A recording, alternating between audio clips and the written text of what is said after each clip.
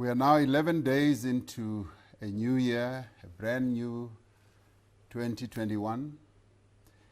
Once again, I wish every one of us the very best for 2021.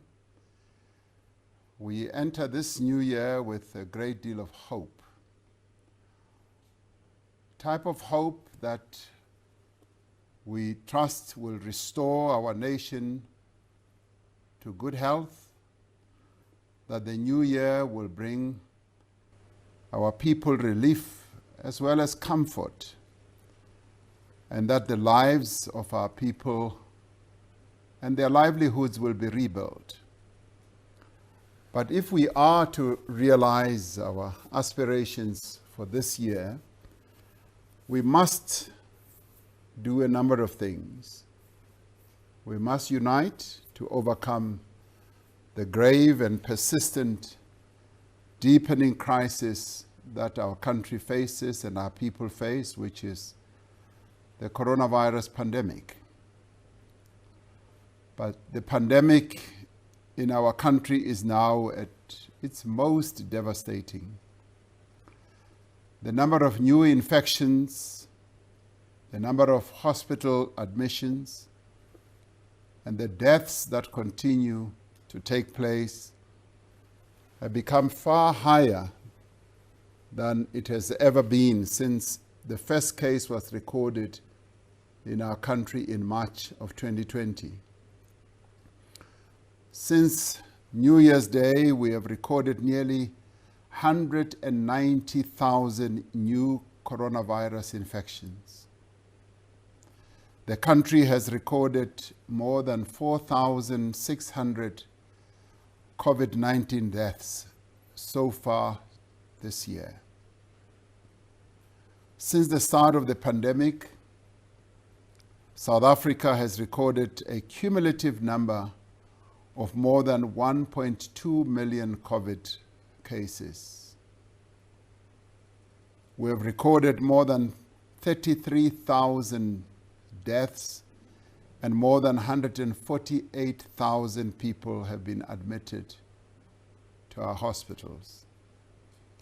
As a proportion of the population, the province with the highest average number of cases over the last 7 days is KwaZulu-Natal, followed by the Western Cape, Gauteng, Limpopo, and Mpumalanga. New infections in KwaZulu-Natal and the Western Cape have grown fast and have now far exceeded the peak that we experienced during the first wave. Infections in Gauteng are growing exponentially and are expected to increase much further as more residents of Gauteng who had traveled to many parts of our country return following their festive break. However, we are encouraged that the rate of new infections in the Eastern Cape, while still high, is lower now than they were in the middle of December. In several parts of the country, hospital admissions are also much higher than during the first wave. There are currently over 15,000 people with COVID-19 in hospitals nationally, placing a considerable strain on health facilities, personnel, and the equipment. Around a third of the COVID-19 patients in our hospitals are on oxygen. Therefore, there is an intensive focus in our health facilities on increasing oxygen supply and activating filled hospital beds once again. Additional posts that were vacant are being filled once again, and the personal protective equipment stocks are being jointly monitored with the Office of the Health Standards Compliance. Research that has been undertaken by our scientists has shown that the massive increase in infections is largely driven by a variant of the coronavirus known, as we've been told by our scientists, as 501v2. This variant was first identified in South Africa in November of last year. We do know that this new variant of the virus tends to spread much faster than the earlier variants. This explains the fact that many more people have become infected in a far shorter space of time. Emerging information suggests that this new variant does not cause more severe illness than the original variants, but it does put more pressure on the health system because the cases increase so rapidly and the hospitals get full much more quickly. But one of the most important things that we know about the new variant is that we can prevent transmission using exactly the same measures that we've been using to protect ourselves and others along the time that we have experienced this virus. We must remember that this virus is carried through the air. We must therefore avoid what has been described as the 3 C's: closed spaces, crowded places, and close contact with others. Because the new variant can infect people more easily, it is vital that we each become even more cautious about the places that we go to and the number of people that we interact with. We must not let up on any of the health protocols that we've been talking about since March of last year and the health protocols that we've been observing. If anything, the new variant means that we must be much more diligent and vigilant, more compliant and more consistent in following the necessary health guidelines. Fellow South Africans, despite the severity of the pandemic in our country, we must never see ourselves as being totally helpless. As we have shown over the last 10 months, our actions do have an impact on the direction and the extent of the disease. We have shown that when we are able to work together, we can make a difference. As we begin this new year, let us therefore set out a clear path of working together and of recovery. Let us agree that on those issues that we must do and will do to overcome this pandemic during the course of 2021. Firstly, we must do everything possible to slow the rate of transmission and, as we have done before, to flatten the curve of the infection. Secondly, we will undertake to defeat this virus a massive program of vaccination so that we can achieve immunity across our population and thereby slow the spread of the virus. If we focus on these 2 overriding tasks, if we act with both urgency as well as purpose, we will be able to prevent more infections, we will be able to save more lives, to rebuild our economy, and ultimately overcome the disease. On the first task, to slow the rate of transmission, we have all the tools that we need that we've been talking about for the past few months.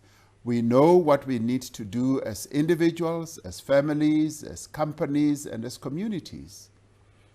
I am greatly encouraged by how people have responded to the call to wear masks whenever we are in public.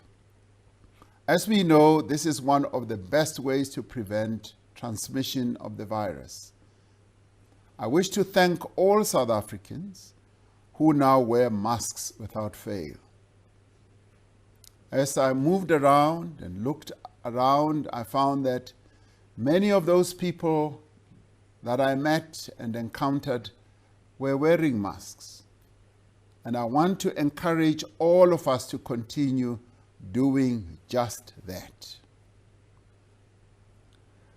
Now, more than ever, we must each make a deliberate decision to avoid any unnecessary contact with other people. I would like to take a moment to specifically address the issue of funerals, which have consistently been identified time and time again as so-called super spreader events or super spreader moments. Providing a fitting send-off for a departed loved one is deeply ingrained in all of us. It is part of our culture. There are certain rituals that we perform in line with our respective cultures and traditions, not just at the funeral itself, but also many days before the funeral. But these are all things we simply cannot continue doing. We are in the grip of a deadly pandemic, and all those activities that would normally take place are just increasing our exposure to risk for ourselves and for the bereaved family and for our own families at home. Many people keep repeating and reporting that many of those who are now passing away were infected at funerals. Let us pay heed to this. There will be a time when we can go to the home of the deceased to pay our respects and to sympathize properly with our neighbors, our friends, and our relatives. Funerals have become a death trap for many of our people. But for now, I think it is best to stay safer and to stay at home, unless it is absolutely necessary that you should be at the funeral.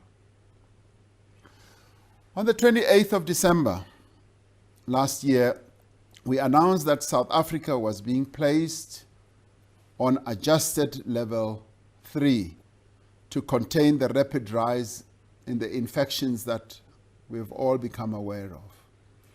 We also announced that several areas in the Eastern Cape, Western Cape, KwaZulu-Natal, Gauteng, Limpopo, and the Northwest were declared as hotspot areas. We have now had an opportunity to review the measures that were put in place as part of the adjusted level 3 in light of the current state of the pandemic. We have also held a number of consultations with religious leaders, community-based organizations, business, labor, and representatives of the provinces and the local government, as well as our traditional leaders and on the impact of the measures.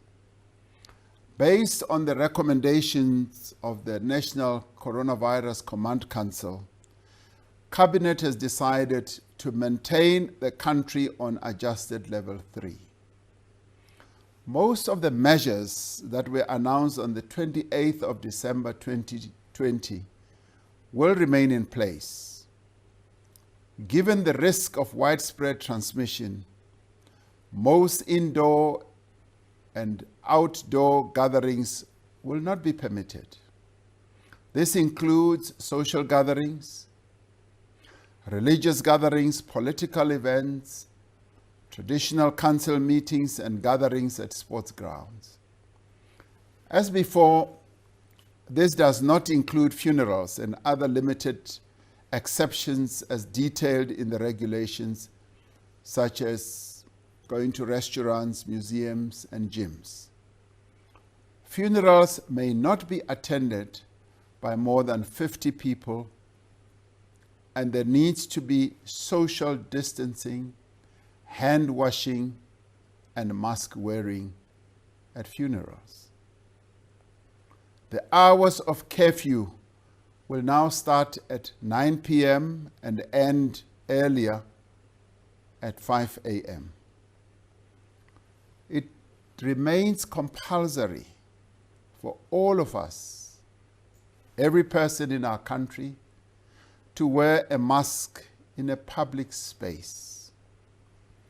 The sale of alcohol from retail outlets and their on-site consumption of alcohol is still not permitted. Health services in several parts of the country reported that the prohibition of alcohol sales had significantly reduced the number of trauma cases seen in our hospitals over the New Year period. I must mention this one. Chris Hani Baragwanath Hospital sent out a post on their Facebook showing a photograph of their trauma ward on New Year's Eve. That trauma ward was empty for the very first time since Chris Hani Baragwanath Hospital was established. This goes to show and to prove that alcohol does result in behavior that causes trauma. It is vital that we continue to protect our health services at this crucial time. All beaches, dams, lakes, rivers, public parks, lagoons, and public swimming pools in hotspot areas will be closed to the public. As before, botanical gardens, national parks, and other parks where access control measures and entry limitations are already in place may remain open to the public. One of the challenges that we have as the festive season draws to a close is the huge congestion at many of our land border posts. This has exposed many people to infection as they wait to be processed, and it has been difficult to ensure that the health requirements for entry into South Africa are met, with many people arriving without proof of COVID-19 tests. To reduce congestion and the high risk of transmission, Cabinet has decided that the 20 land ports of entry that are currently open will be closed until the 15th of February for general entry and departure.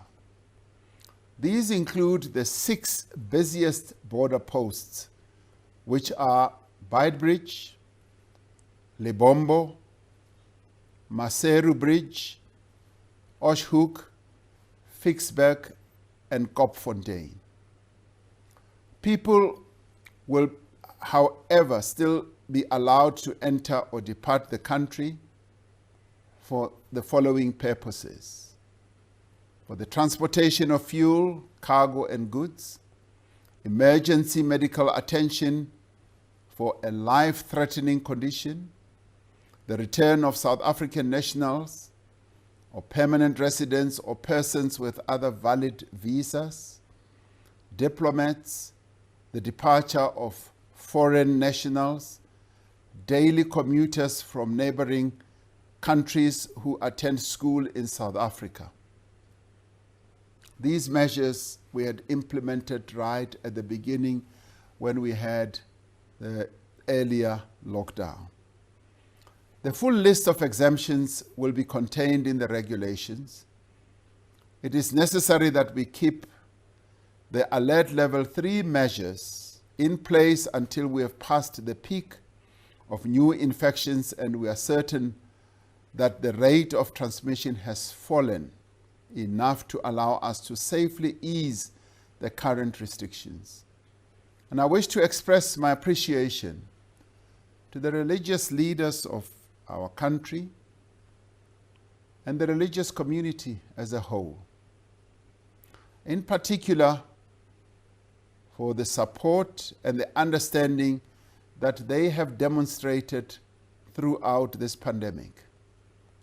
Not only have faith-based organizations had to limit or to adjust the nature of worship or their various other activities, they have also provided counseling, they've provided support, they've also taken up quite efficiently feeding schemes and other social services to communities. And we commend them for this. At a time when people need both material and spiritual comfort, it is indeed unfortunate that the restrictions on religious and other gatherings have to remain in place for the moment.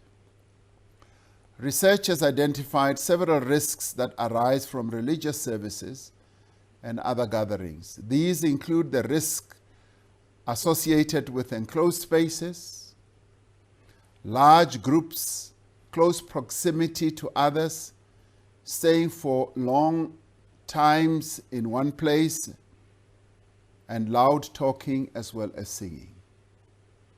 We will continue our discussions with our religious leaders on how best to safely meet the desire of many of our people to worship in congregation while working together to preserve life. We have communicated this to our religious leaders, and we will be having further discussions with them.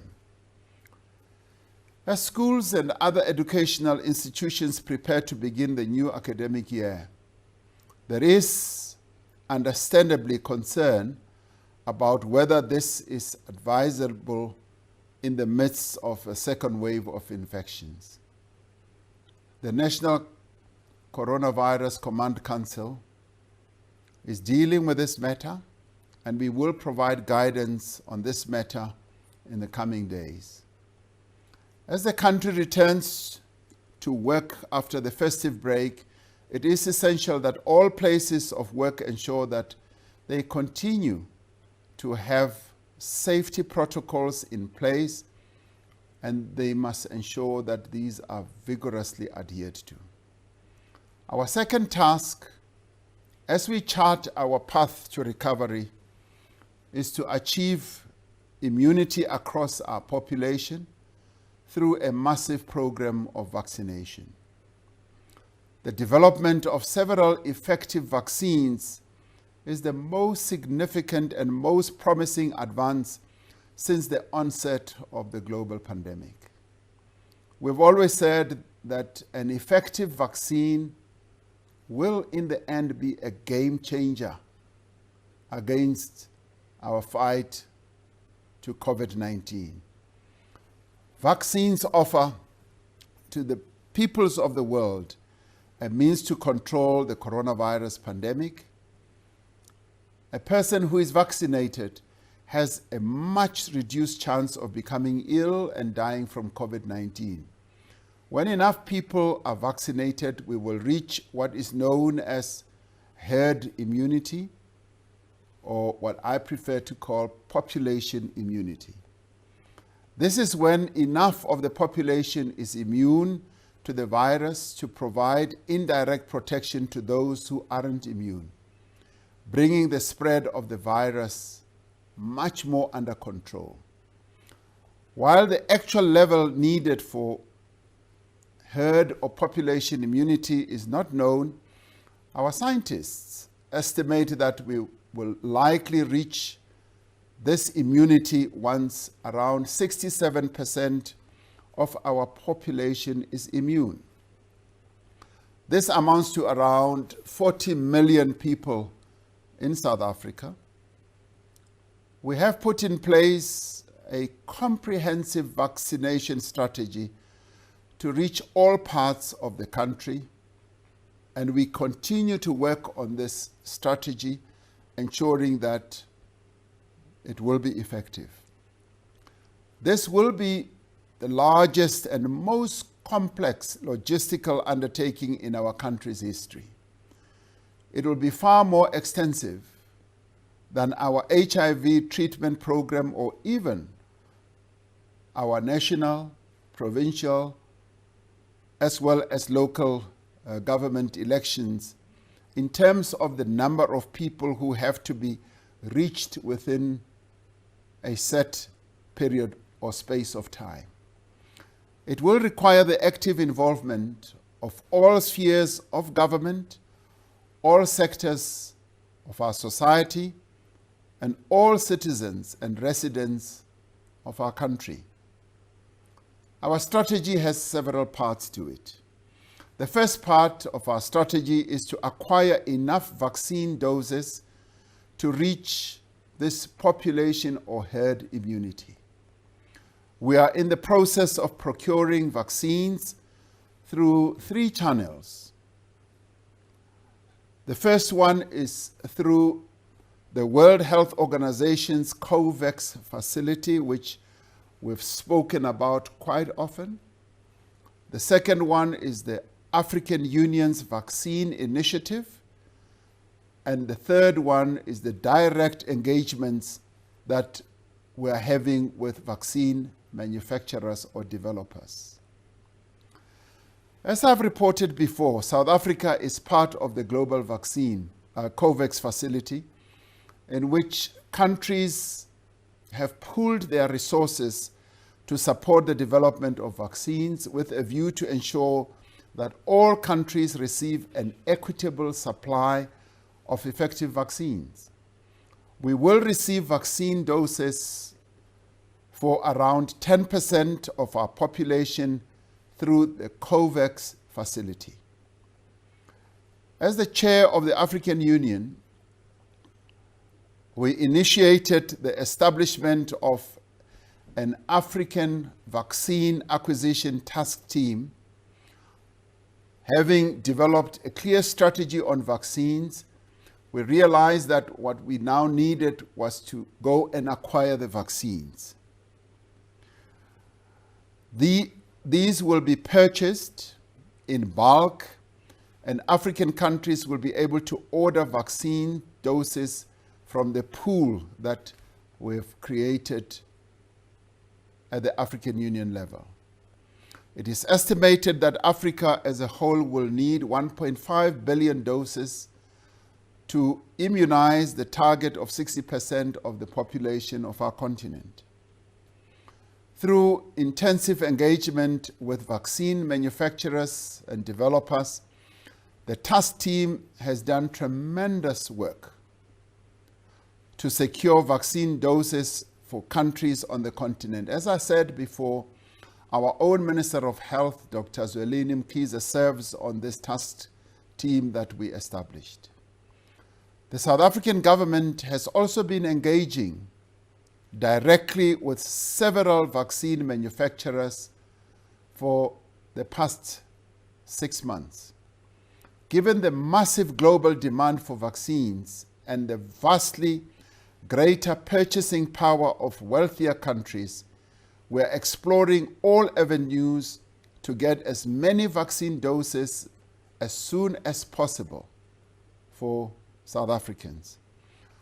While there are several promising negotiations with a number of different manufacturers that still need to be concluded, we have to date secured 20 million doses to be delivered mainly in the course of the year and substantial amount of it in the first half of the year. We will make further announcement as we conclude our negotiations with these vaccine developers and manufacturers.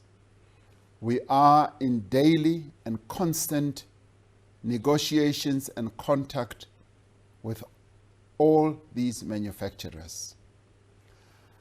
The second part of our strategy is to identify the priority groups that need to be vaccinated as we receive vaccine doses throughout the year.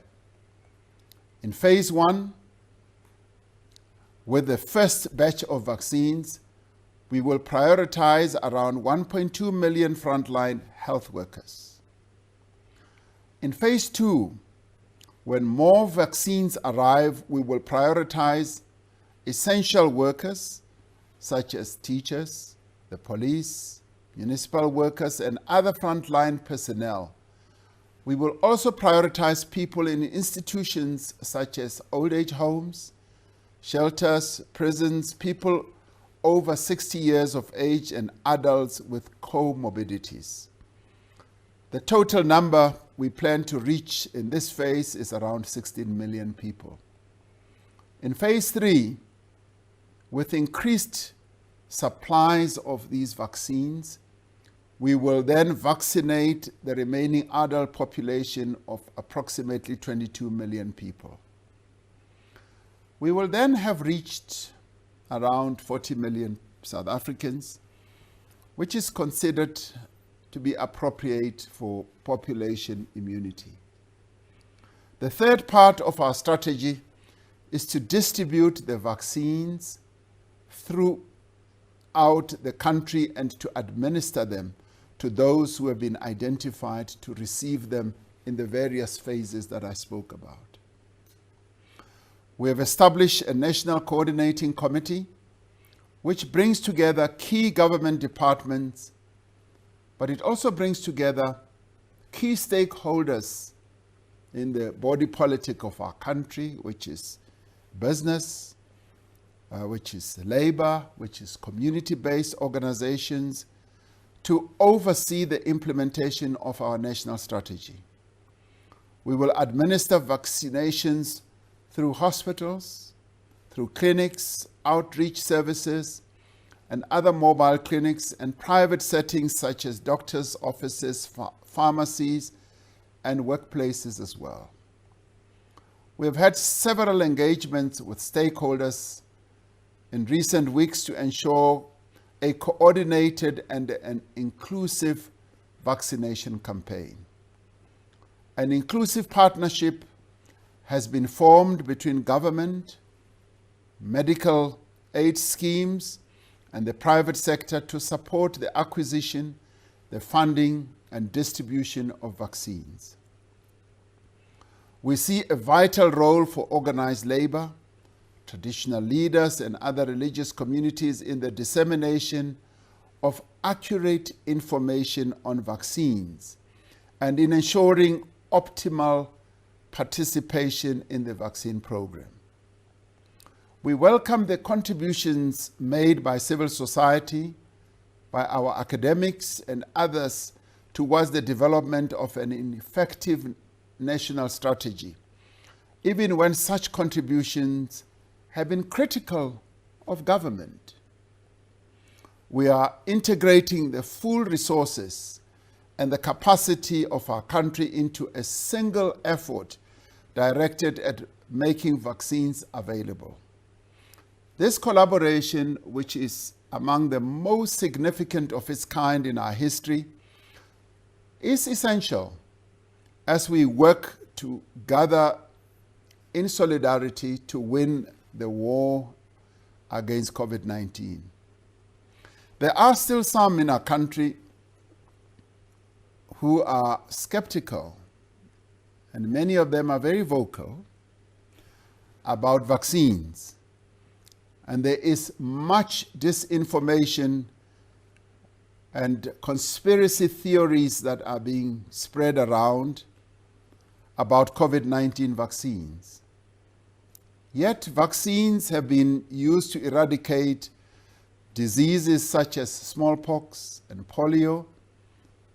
Our children get vaccinated routinely against many diseases such as mumps, measles, rubella, and travelers are often vaccinated against diseases like yellow fever. I was vaccinated against yellow fever just a few months ago.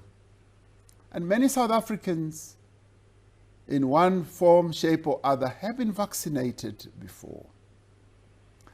Every vaccine that will be used in our program will have to be approved by the South African Health Products Regulatory Authority, which always applies stringent scientific standards to ensure the safety and efficacy of any drug or treatment that is utilized by the public in our country.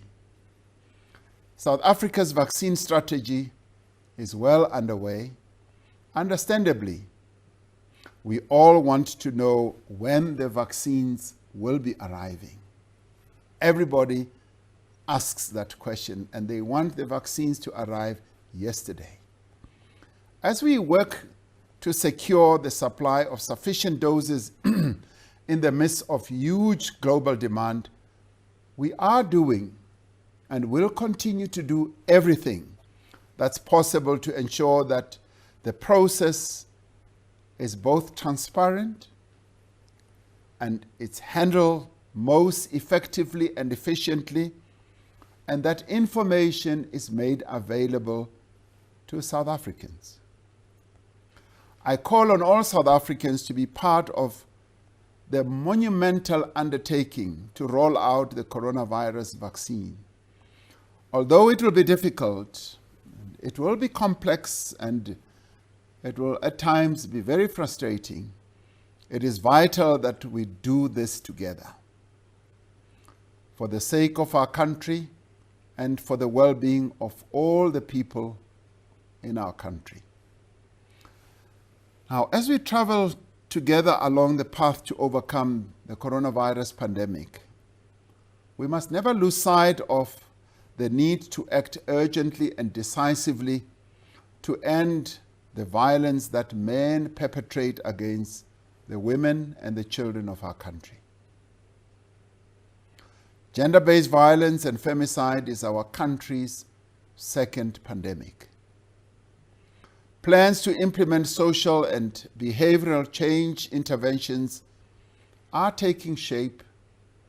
For example, government has been collaborating with several civil society formations to sensitize a number of stakeholders in our country, for instance, taxi drivers and taxi marshals, on gender awareness, on gender norms, the issue of toxic masculinity and gender-based violence and femicide, in an effort to change the behavior of the men of South Africa.